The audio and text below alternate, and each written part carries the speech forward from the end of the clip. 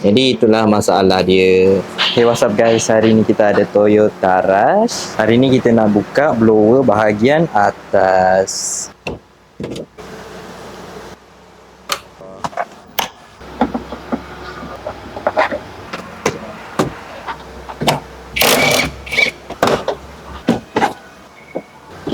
Buka. Tu cabut dari luar.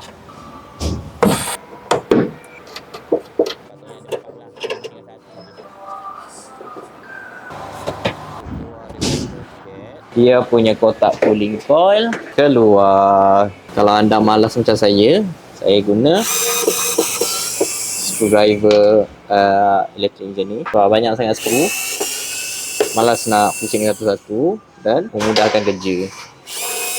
Dan kita terbalikkan dia, and then kita buka dia.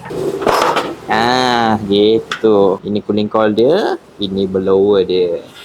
Jadi nak tukar blower dia senang je. Ada 2 skru dekat sini, lagi 2 skru dekat sini. Jadi kita buka dia punya blower ni. Kita dah boleh bawa keluar. Dah terpisah.